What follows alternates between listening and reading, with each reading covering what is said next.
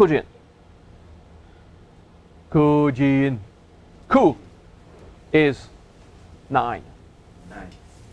Ku means 9. Ji, J-I, Ji means syllable. And in means seal, like a lock. Okay? A seal is a combination of a mudra, okay, your hands, a mantra, Om Shanaya Swaha. Okay? There's mandala. Mandala means image. Okay? So it's a visualization. You visualize something. We're not going to go through all of those. There are 5 points for each. Okay? There's a mantra, a mudra, a mandala, a chakra, a place to focus, and a dharma, a contemplation, something you contemplate while you do the practice. We're not going to cover everything about this, but I want everyone, and of course, this is why I ask everyone to have the basics of what is Kuji-In, why we do it. So Kuji-In was created a whole long time ago in India called Navamudrani, the 9 mudras. Okay? And it was used by pre-Buddhist Hindu. And it's a ritual of celebration of Indra, the god of lightning. Okay? But it was so pagan that it never got into the big schools. Okay? It was the pagans doing this. With Buddhism, Buddhism did not necessarily address the scholars, but mostly the people. So they picked on to this esoteric type of teaching. With Buddhism going to China a bit before year 0, some great Buddhists and Taoists learned about that and they practiced it. And they start to notice that they become stronger and do this and that. So martial artists start to do this. So you have Kung Fu artists since a bit before year 0 that start to do it. Okay? And there's a guy called Bao Puzi that published a book that is 2,000 years something old with the mudras in there. Okay? This is why there is a, you know, the Chinese version of the Rin Kyoto Shakaijin. So there's a Chinese version of the Japanese. The Chinese is like 1,000 years older than the Japanese. Okay? Comes from way before. Okay? But it's still so occult, so esoteric that it's not that popular. Okay? But the Taoist Immortal included it in some of their practice. Okay? Because it transforms you into a supernatural being. You become aware of what you are as soul. So much that you can start existing as a soul in the physical world instead of as a body hoping to cling on to life, you know?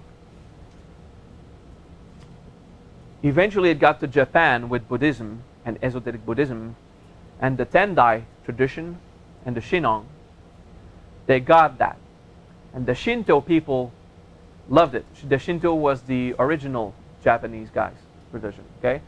So, but since none of this exists, those who don't know about older people, older cultures doing it, they say that Kuji-In is Japanese. But the Tendai tradition are the first Buddhists to expound it very wide. Okay? Because people studying ninjutsu used to study either Tendai Buddhism or Shinhong Buddhism. Okay?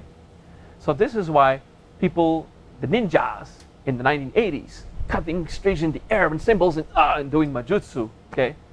That was just so cool, but no one understood, and they really looked like fools when trying to do it on a big screen. Because it had nothing to do with the real thing. But it was cool, it was popular. Okay, so the movies in the 1980s made Kuji-In popular. It was still a very secluded and private practice before that. Okay? And it entered a ninja, the first time it was ever seen. Ring! Yo! And he does it. Okay? And everyone everyone said, I need that. Okay? Because they were martial artists and ninja freaks. And these are the people that could not bear spirituality or religion. So they couldn't say, I need that spiritual stuff. It became ninjutsu, it became martial arts. And they felt the need of that. So instead of using the word spiritual for what it was, oh, that's like the power secret of ninjas, I need it. And the call from within was, I need this spiritual experience in my martial arts. All martial artists who respect themselves have some kind of personal spirituality. Okay? Does that all make all sense? Okay. I saw that. I remembered, I'd forgotten like for hundreds of years. Okay, and just at 12 years old, I started practicing Kuji-In, like I remembered it. So when I started hearing the Japanese mantras, okay, that's because the Japanese people have syllables, and they're trying to write Sanskrit. Hom Vajra Manataya Swaha. How do you write Vajra in kanji? Japanese. Vajra. Okay, so Bai Shira, and you say it fast. Vajra. Okay, Vajra. Okay, this is why the Japanese mantras were more popular, because the Japanese people are who made it public. Okay, took it out of the temple, put it in a public place. But if you just do the Japanese mantra, the psychosomatic effect will work, but not the sacred spiritual invocation of Indra, which is not a god. It is how soul can interact with your senses. Indra is not a god like an individual. Indra is the universal concept of the soul interacts with the senses.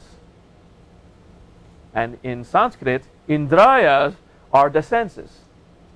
The Indrayas, the sense. Okay?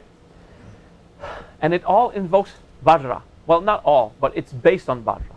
It has. But it ends on Omarapachanadi. Okay? We're going to cover those. So this is a background of Kuji-In. Why do I teach Kuji-In instead of Navamudrani? Two things. First, I learned it when it was in Japan. I had not seen it in the Hindu tradition at that time. Okay? The first lifetime I learned it was in Japan. Second, everyone wants to know about Kuji-In and no one cares about Navamudrani. Okay? It's the Google keyword that works. Okay? What I teach you is not the martial arts Kuji-In. It's the original quest to exist completely as a soul in a human existence. Okay? To be a supernatural being. Okay? There are some processes in the Hebrew and the Christian that look like that. They just put it a bit more dramatic, like the cross, the path of the cross. How do you call it in English? What? Passion. Yeah, the Passion. Yeah, you just like 15 stages or something, and then there's 20. But it's more dramatic and Stations of the Cross. yeah, that's it. Stations of the Cross. Okay. And there's Saint Ignace that has another visualization process. Okay. So, but what we do in this experience is the Hindu and Buddhist and Taoist Kuji-In, the one that is agreed from every clan, okay, every guys. Afterwards, I can teach the specific martial arts Kuji-In, the slight variations that will directly just focus on empowering your body, making you quicker and stronger. But as I teach it, is so that you'll be more aware, more conscious, more powerful at every level. Okay, mind, body, soul, everything. Okay. That was the introduction of what is Kuji-In. First Kuji-In. Do the mudra. You learned it. Vajra.